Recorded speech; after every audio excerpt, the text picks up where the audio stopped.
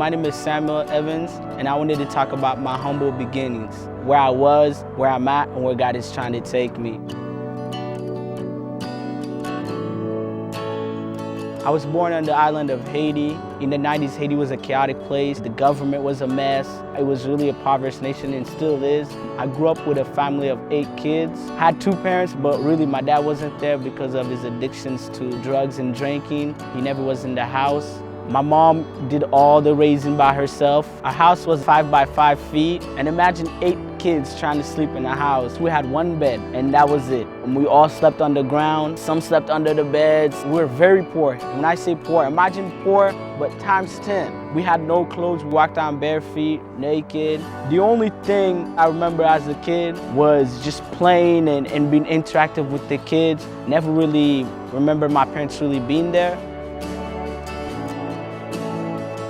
My dad was a voodoo priest, and my mom obviously was with my dad. In Creole, they say a mambo, which is the wife of a voodoo priest. My mom showed me pictures. I was dedicated in the voodoo religion as a baby. That just tells you that I grew up in it, and it was in my roots. My parents did it. When I was about 7 years old, my mom took me to my uncle's house to spend the summer, which is common in Haiti. While being there, my uncle, who is the evangelist, he introduced me to Christianity. What he does is he does street ministry. So he'll wake up early in the morning and he'll walk around the city preaching and giving out the gospel. As a young boy, I remember waking up and going out and preaching with them. I saw God manifest through him, and he did miracles and people were getting saved. And I said, I want to have the same anointing. I want to have the same power as you do. So he later told me who gave him the power, and that was my introduction to Christianity.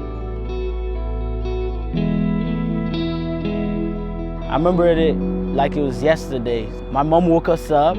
Again, we didn't have any clothes, so if we put it on any clothes, it's because we're going somewhere special. And me being a mama's boy, she always told me everything. And today she wasn't talking. I remember the walk to the orphanage that we were going to. It was very quiet. My mom, you could tell she was in pain. She was in some type of turmoil. And when we arrived, we came up to this big gate. So right when they opened the gate, we stepped into this big yard. Inside there were these whole bunch of kids running around. Our mom said, go and play with the kids. And then she took my little brother and her and these 2 men, they were inside. And so while we're playing, we're just having fun. We liked the place because there were a whole bunch of kids. And then our mom comes back out and she said, this is gonna be our new home. And we were all happy because there were kids there, there were toys. And when she said this was gonna be our new home, we thought she was gonna be there like she usually was. But unfortunately, she didn't tell us where we were and she left.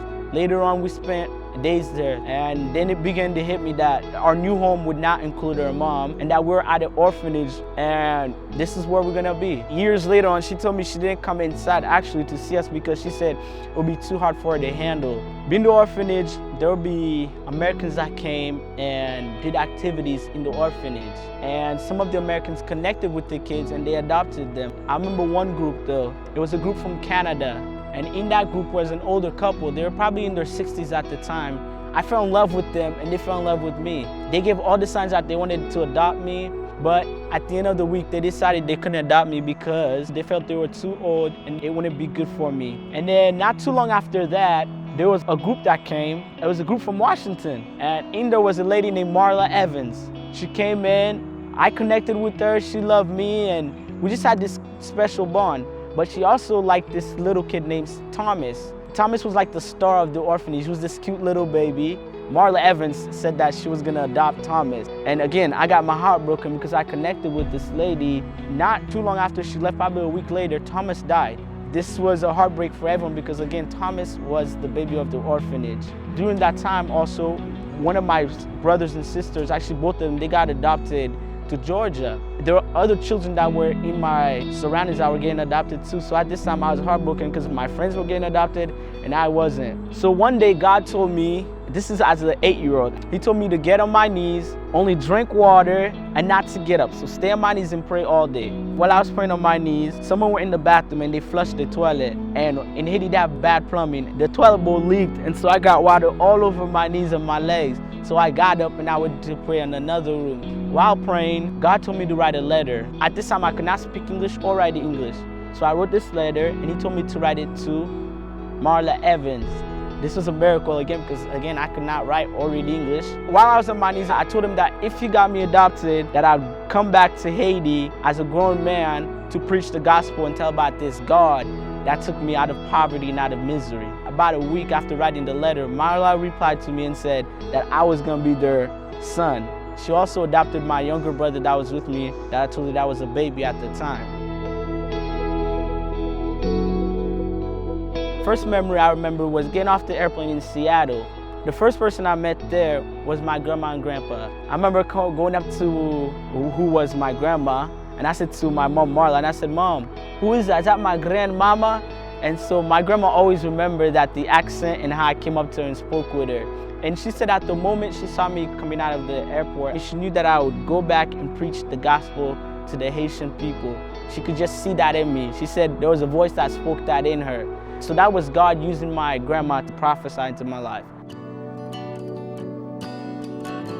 In the earthquake of 2010, that was 11 years after I was adopted. I believe I was a freshman in high school. Again, I remember this day like it was yesterday. It was a scary day for me because I remember I got out of school and I was vacuuming my house. And then I just heard on the TV that Haiti got hit by an earthquake. And I was heartbroken because that was my people, that was my land. And then what was even more scary was I didn't know if my parents or my family were involved in the earthquake, if anyone had died because of it. So I was in a frantic stage to find out how they were. I quickly went on Facebook and started typing out my brothers and sisters' names to see if I could find him. I found my brother and I added him on Facebook, and he told me that everyone was all right by the mercy, by the grace of God. But I still wanted to go to Haiti to see it for myself with my two eyes. My grandma knew this lady, her name is Sherry Thatcher, who was a missionary to Haiti, and they were having a missions group go down to Haiti. So I was excited and I said, I have to go, Mom. And this was in January, and they were going in February. So my grandma helped me to go to Haiti. When I arrived in Haiti, my love, it was re-put inside of me because it was so long since I've been there. I also met my mom. It was a very emotional time for me, even though I only spent 5 minutes with her. After I went in 2010, I started going to Haiti every summer. So my sophomore year and up, I started going to Haiti. And when I would go, I'd spend at least a month or 2 months there. Not too long ago though, I spent 1.5 years. I went there in May 2013. The first thing that I learned in Haiti was about the corruption. I went with an organization and the ministry wasn't honest. The pastor was corrupted and he mixed the voodoo with the Christianity, which is very common in Haiti. That didn't take out the passion in me for Haiti. It actually made that passion grow even more. 3 things that I learned that the Haitian people needed. They need God. Because of the voodoo and the experiences of that, people are very corrupted.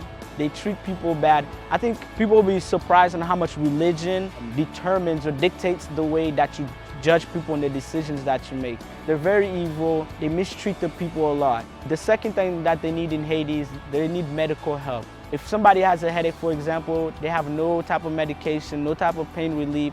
There's no way to get to antibiotics because there's no hospitals. The third thing that they need is the need for schools. There's a need for education in Haiti because there are a lot of kids who are not getting educated. There are no schools.